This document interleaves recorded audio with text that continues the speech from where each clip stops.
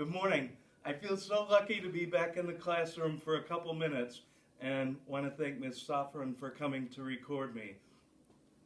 I needed this board to be able to talk about this section of the new unit that we're starting, and we've talked about this many times this year and the different rows. And we talked about the first row that most of them, 1 through 5, were all the founding fathers, and then the next 3 were pretty much in a video by themselves. And then the next row, we talked about how there were only like 35 years in that whole row, which meant that most of them didn't hang around for very long. And then we talked about how the third row was really important, and that's where we are. First, you're looking at only 35 years for the whole third row. And this unit that you're doing with the video starts with Johnson and ends with William McKinley at the end over here.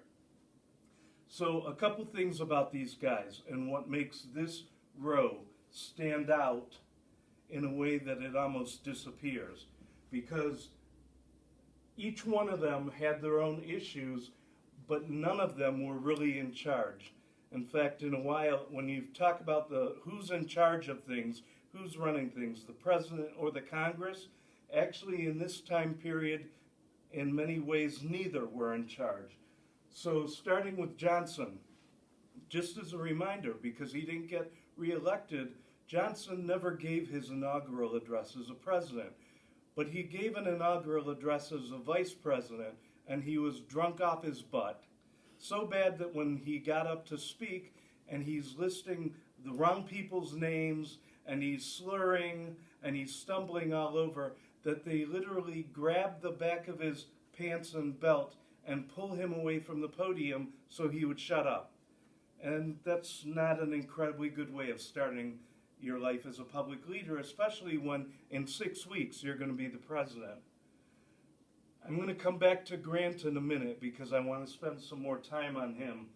But the rest of this string of guys are people that most Americans know absolutely nothing about, because they went down in history and basically did a bunch of nothing, just nothing. Rutherford B. Hayes is known mostly for 2 things. One, his nickname, Rutherfraud, or his fraudulency, because he really didn't win the election. Someone else really won the election, a guy named Samuel Tilden, but instead they gave it to him because he promised, like Polk, I'll only hang around for 1 term, then I'll leave. And they thought, well, then the rest of us won't have to wait as long to become president, so we'll have a better chance at it. The other thing that he becomes known for, which isn't as fair to his wife Lucy, becomes known as Lemonade Lucy, because they refused to serve drinks in the White House. Not because they were teetotalers, but for some other political reasons. That's just their choice.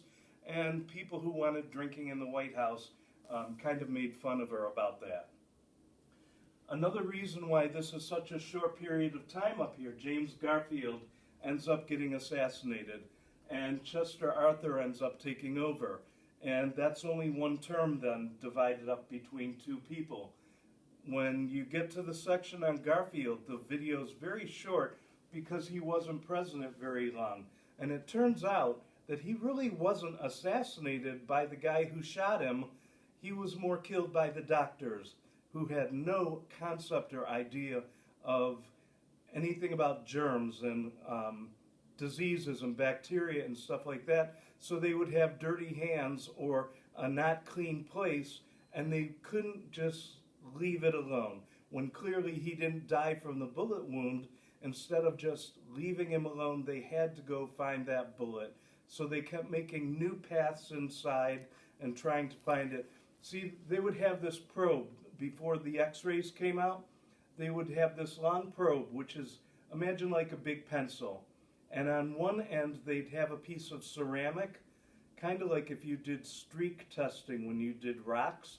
They would have this piece of white ceramic on the end. So they would put it in and try to follow the path of the bullet.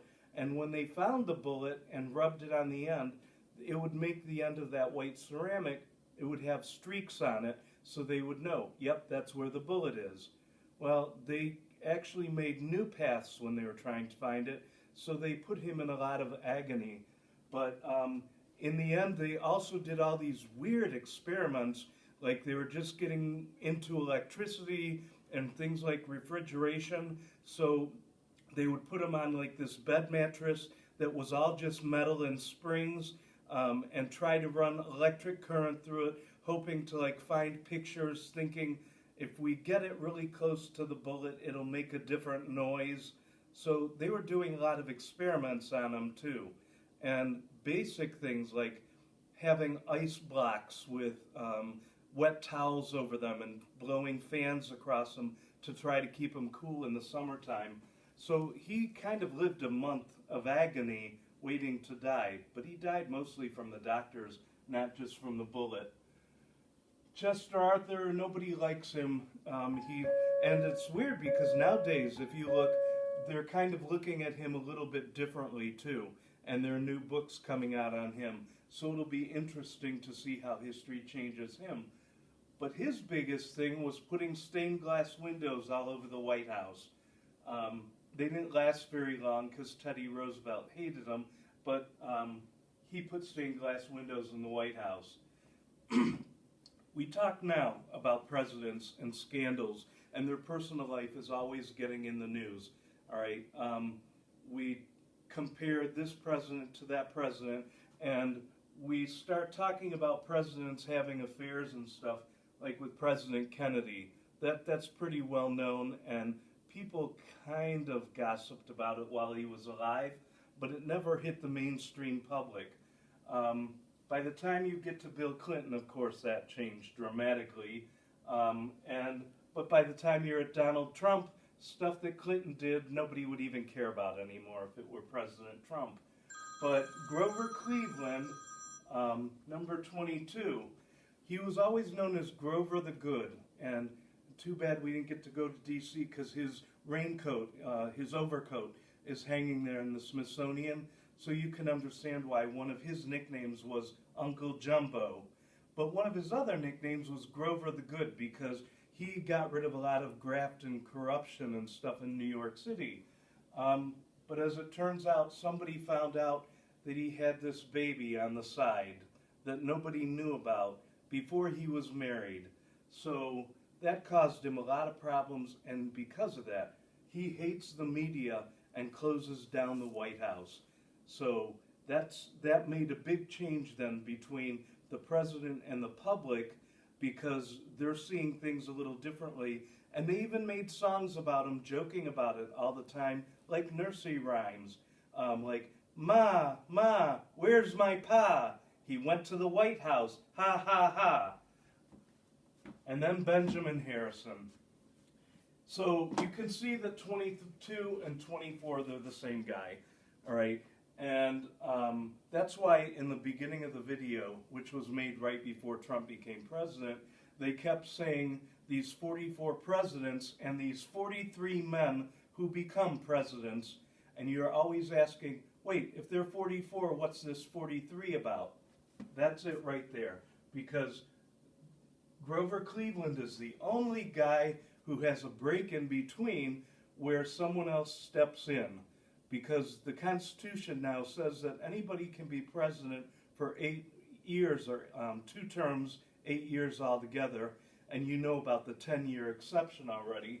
But he's the only one that gets broken in the middle. So Benjamin Harrison, all you can say about him is that they said his nickname, by the way, was the human iceberg. And they said that when Benjamin Harrison's carriage pulled up, nothing got out, because they just considered him like the disappearing man. He got there and didn't do anything, and the artists kept making him pictures of him in hats, and every hat got a little bit bigger and bigger until he kind of just disappeared under the hat, and we never heard of him again. And most of your parents, if you ask them if they've even heard of him, they couldn't tell you even one thing he ever did in his life. And I can almost promise you that. So I want to go back to Grant for a second and then do the overall wrap up on this. President Grant was hated in American history for many years, and as I've told you this before, that when I was a kid, President Grant was always listed by historians as one of the two top loser presidents of all times. That of all the worst presidents you could imagine, President Grant and our good old 15, President Buchanan. President Grant, it turns out historians now are showing that he was the only strong president in that whole row and the only one who did anything of benefit to the country.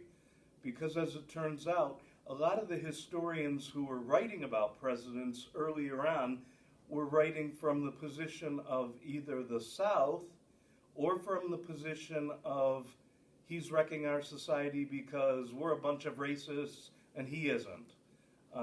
Because as it turns out, Grant is the one who put a hold on the Klan in the South, and it stayed that way from that time on for almost 50 years until the 1920s when the Klan came back really strong. As I've said before, the Klan didn't come back in the 1920s because they hated black people. Well, yes, they did. But at the same time, they hated Catholics and they hated Jews. They hated the Irish. They hated the Southern Italians, immigrants in general. So that in the 1920s, when immigration was a really big deal, and now World War I is done, and if we had left all those foreigners alone, we wouldn't have been involved in the war, and haters gotta hate. So, as it turns out, U.S. Grant ended up getting a lot of the hate because he ended the Klan at that time. And he really wanted more a sense of equality for the former slaves than way more than Abraham Lincoln did or anyone else. He just seemed to be like a straight up guy when it came to other people. So historians are really showing Grant in a much, much more positive light, and he's jumped up to the middle of the pack now. A guy named Ron Chernow wrote a book about him 2-3 years ago that's about this thick, that if you ever get really bored and have nothing to do, it really, really was a great book. So the problem with Grant, though, was that he had all these people working for him who were dishonest, who were corrupt, and were taking money on the side and selling stuff they weren't supposed to sell. And because of that, Grant's whole administration ends up kind of getting buried in corruption, not because of him, but because of them. Because as it turns out, he was dead broke. He wasn't stealing any money on the side. When it was time for him to die and he had throat cancer and he knew the end was near, he actually sat down and wrote his memoirs that you can still order off of Amazon or Barnes & Noble as a means of taking care of his family when he was gone. Because at that time in their life, they were practically destitute. So, a thing about this group overall then, since none of these presidents are strong, and if nature doesn't like a vacuum, something has to come fill it up, then something had to come fill it up. And you might think that Congress is going to be in charge then during this time, but Congress isn't really in charge. What really ends up in charge in this line here is big business, who starts controlling everything with their money by buying off all the congressmen and giving them tons of donations and outright bribes that they just didn't see as anything bad back then. Businessmen would buy congressmen big houses and estates, and nobody even thought a thing of it. So one of the names that we talked about before, Leland Stanford, the guy from Stanford University who founded that when his son died, he was one of those people who was owning the country, along with Rockefeller and J.P. Morgan and Andrew Carnegie.